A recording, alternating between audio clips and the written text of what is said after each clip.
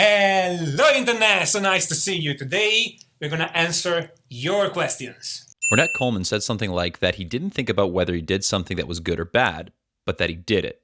Sorry, I don't have the exact quote. And I think that's a great way to think about it actually, because you see, when I was not a musician, the only parameter I have to listen to music was I like it, I don't like it. But the more I went ahead and learned about music theory and I widened my horizon of listening, and I started listening to different styles. And I started different styles, especially when they told me to not listen to that style, okay? A lot of people today will tell you to not listen to pop, for instance, because it's a commercial music or it's bad for you like junk food. The important thing about music is that if it's, at least for me, if it expresses what the artist wanted to express. And I may like some music, I may not like some of this music because I don't like what the artist has to express, but I have to admit that the music is good because it expresses exactly what the artist wanted. I just disagree on a specific feeling or idea or concept, etc.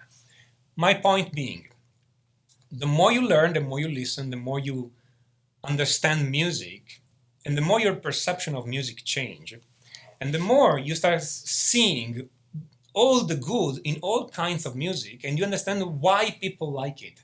If some music exists, it's because somebody likes it. Otherwise, it wouldn't exist. It's really hard to compose music nobody likes. Try, but it's really, really hard. Even if you play the worst thing ever you can imagine, completely out of time and out of tune, I can tell you that some people will like it. It's incredible. But the thing is, and they will be right, because I will be listening to something that you are not listening to right now. There is much more music out there, there's much more good music out there than you can imagine. And some of the music you don't like today or you think is bad, it's actually pretty good if you listen to it with the right ears and with the right attitude.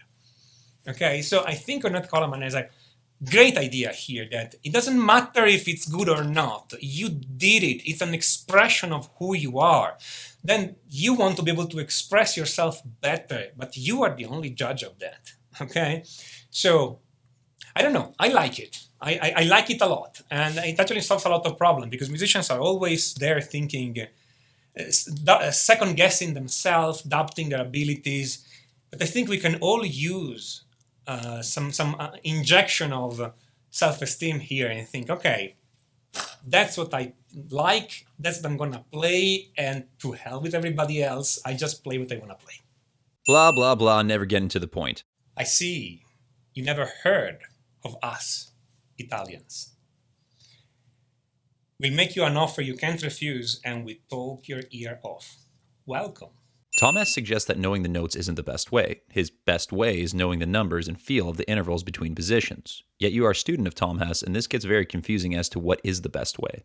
First of all, just because I am a student of Tom Hess does not mean that I think or do think exactly like Tom Hess. I mean, Tom Hess and I are friends.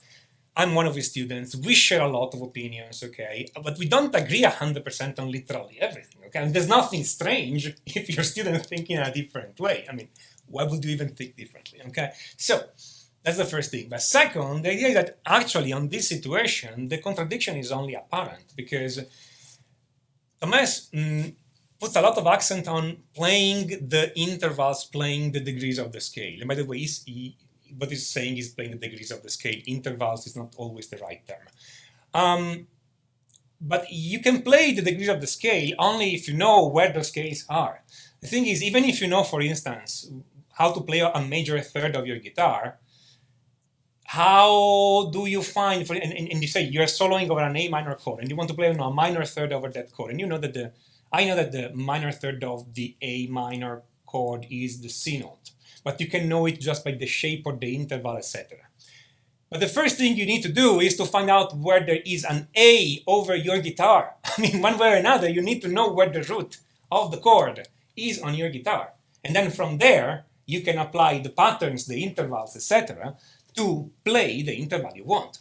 Thomas is perfectly correct in saying that the musical meaning comes from the degree or the interval, whatever you want to call it, not from the absolute name of the notes, not from the letter note, okay?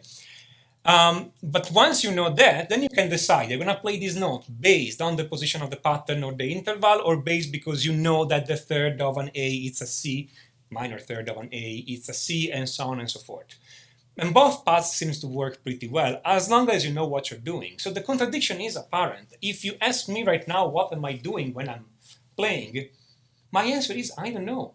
Meaning that I've thought so much about guitar and music in those years that for me, going by absolute name of the notes or going by interval, it's exactly the same. I instantly know the intervals between all the notes and the notes that create specific intervals, and I can go back and forth seamlessly. So I don't think there is a contradiction. But if there is a contradiction, of all those paths, just pick the one that is easiest for you, okay? And they will work. I believe the formal name for this scale is the Mixolydian and Mixolydian. So we're talking here about the Lydian Dominant scale. The Lydian Dominant scale in C, it's C, D, E, F sharp, G, A, B flat.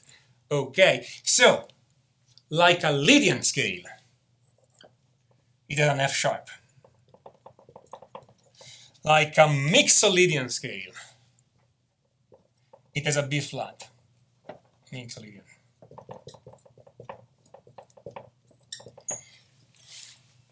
So yes, we should have called this scale a mix of Lydian and Mixolydian.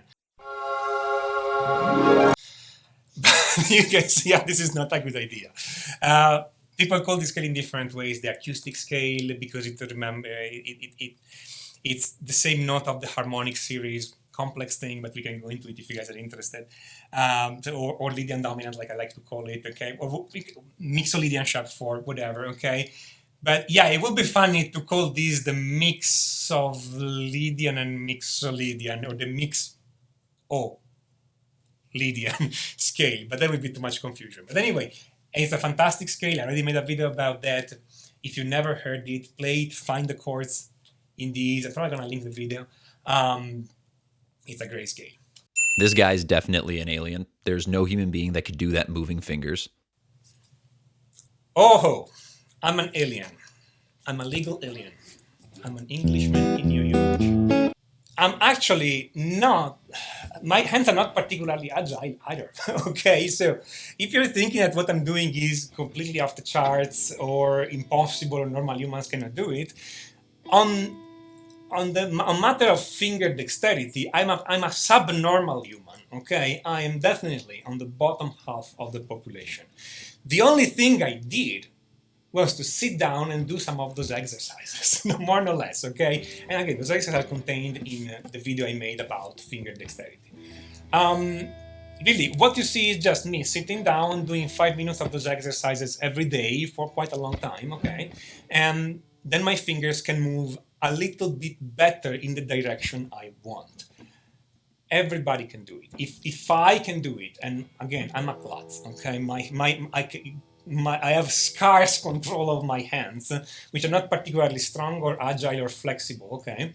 If I can do it, literally anybody can do it, okay? Generally, all of my students start, when they come to me and they're beginners, they already are more agile than what I was when I started. The point is, take heart, okay? It's not that it's impossible, it just takes a little bit of time. You always underestimate what you can do when you stick to that practice for a few weeks or a few months. You always underestimate what the result will be. Because if you do that a little bit every day, the results compound fast and you get much further than you think you can.